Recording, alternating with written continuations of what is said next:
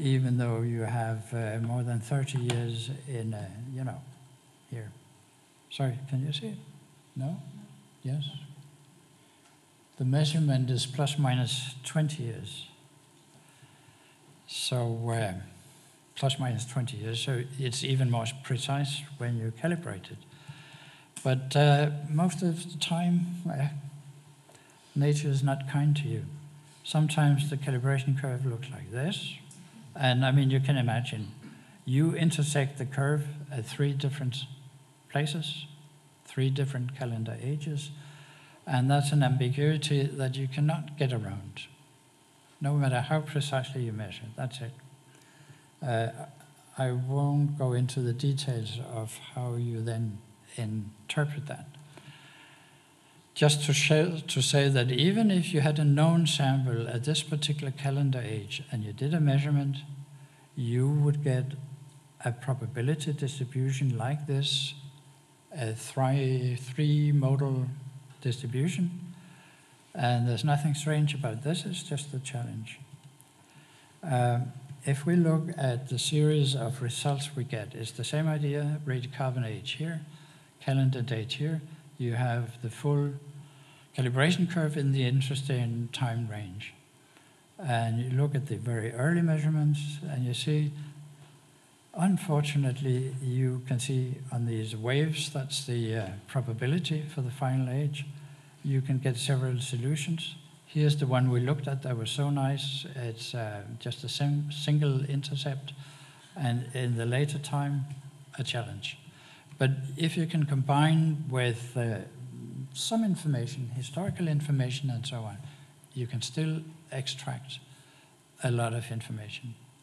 So, I hope I wasn't too slow, sorry.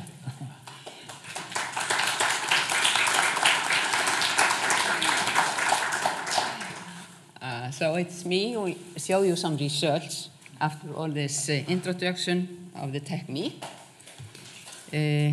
Let's see. Here we see, as Jan showed you, one of the samples we got from Grenjaðarstaður from Lúmur. And this is how we got the samples from these precious textiles. So it was not, it's an experience to see them now in the exhibition after we had just had those threads to work with.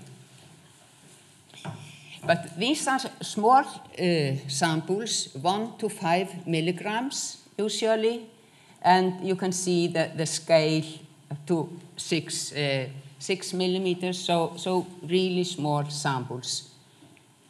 And we, in some of the cases, we got, like from Hólakirkja, Vangur, we got 2 different types of material. Okay, both the background or base material, don't know what you call that, Lilja? Grunnurinn? Yeah, and the actual thread. So now, here are some research. I will maybe take the idol style. How do I do it? Whoop, yeah, okay. Okay, here are the examples, and as Jan said, we measured several times the same sample. We prepared them, washed them in different way, and measured them. Here is the calibrated age scale.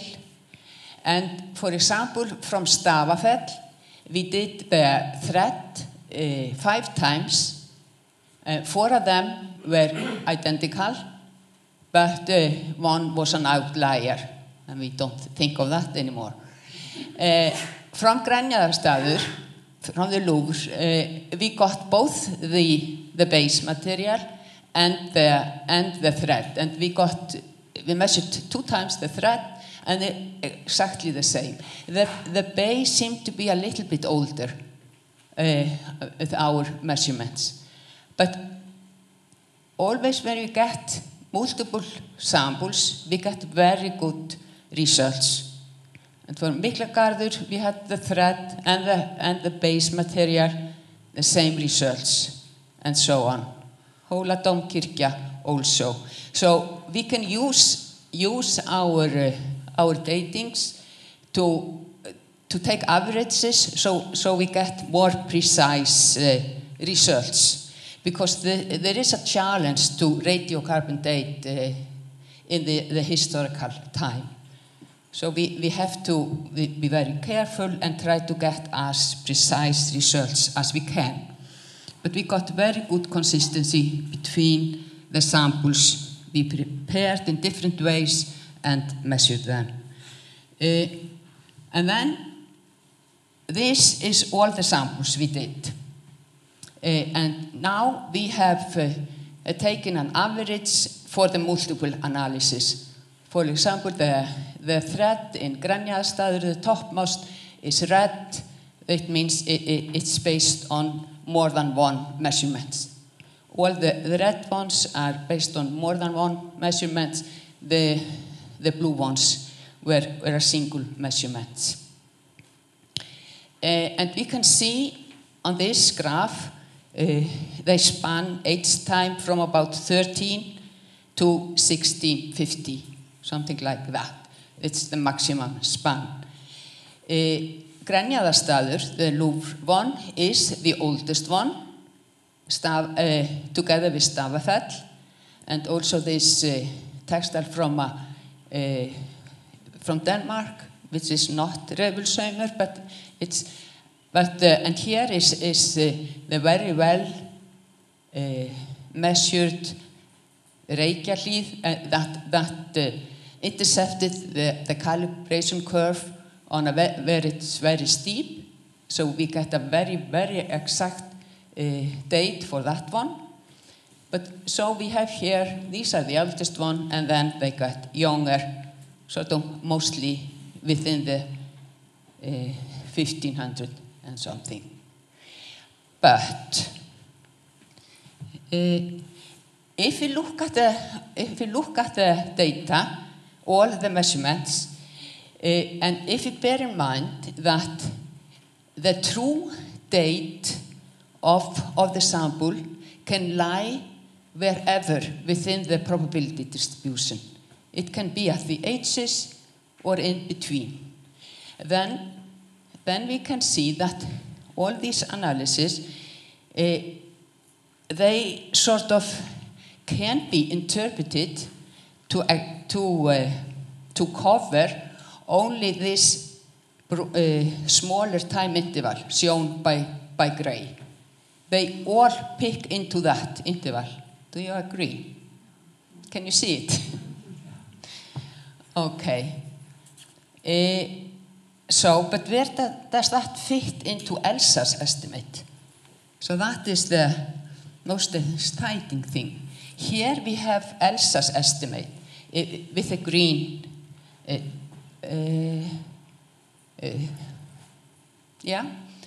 And we can see that in all cases they are in agreement with our analysis. And in most cases, they fall within the gray shaded area, within this smaller time frame, except for Miklibær, which is younger than the others, but still is in good agreement with our C14 measurement.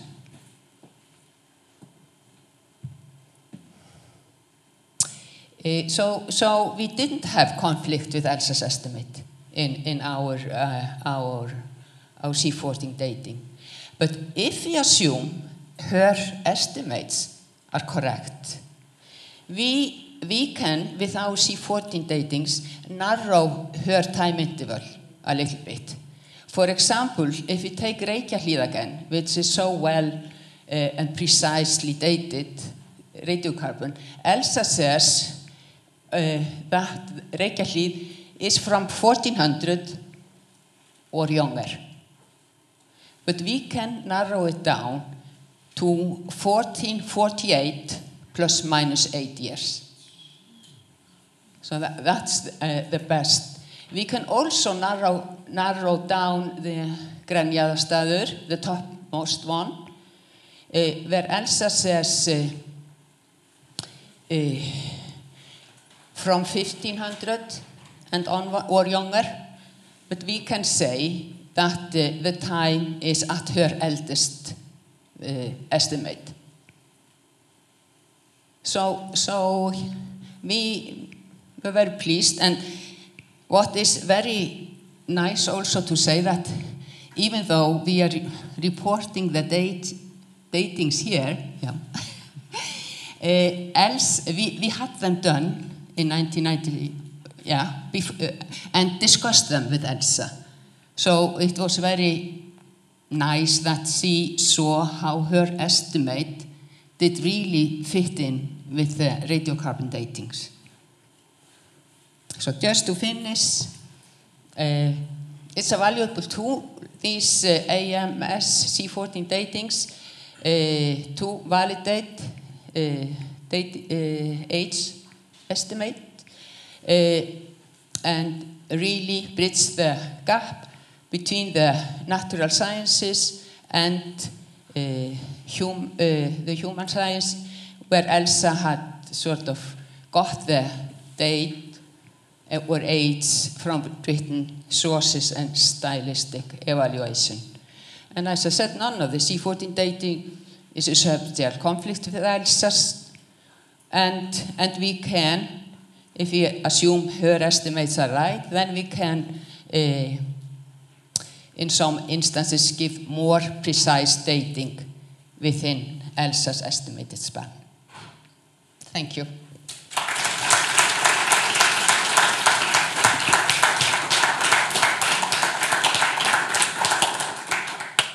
Thank you so very much. Are there any questions for Jan and Árný? Verður, þú getur spurt á íslensku og ensku, bara eins og þú vilt. Íslensku, af því Árný Erla Sveinbjörnsdóttir íslensku. Og Jan Heinemeier stílur þetta allt.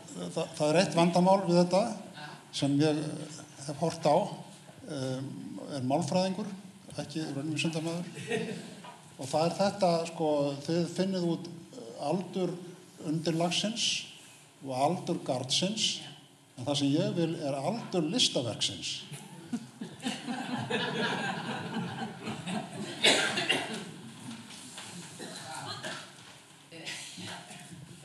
Want to answer this? Well, I mean, that's always the question. All we can do is find the age of the material that goes into whatever.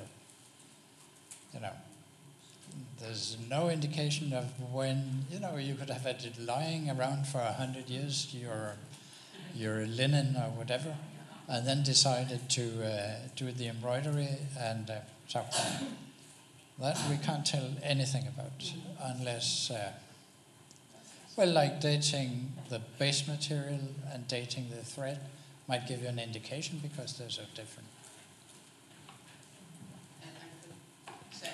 And only in one instance we got a slightly different age for the base and the thread. Sko, það þarna sem hugvísindin koma inn verður, það ímyndunaraflið sem verður að leggja þetta tvennt saman. Well, sorry, this is very trivial, but as a craftsperson, you sometimes get a very nice material and you keep waiting for the perfect project. I highly doubt that is a new problem within crafts. Exactly. Komið sæl, Kári Halldór heiti ég, sonur Elsu. Ég vil þakka Þjóðminjasafninu og öllum þeim sem hafa komið að vinnu við bókina öll þessi ár. Þessi bók hefur greinilega verið í smíðum alla mína ævi. Hefur fyllt mér á einn eða annan hátt og sá heiður sem að Þjóðminjasafnið sýnir með þessu málþingi hér í dag og öllum þeim gestum sem eru hér, þá erum við fjölskyldan mjög þakklátt. Og ánægjulegt að vera vitni að því að þetta mörgum árum eftir að móðir mín dó, að fá að upplifa hvað eru margir sem eru spenntir fyrir þessu verki hennar, og ég bara aftur þakka kærlega fyrir mig.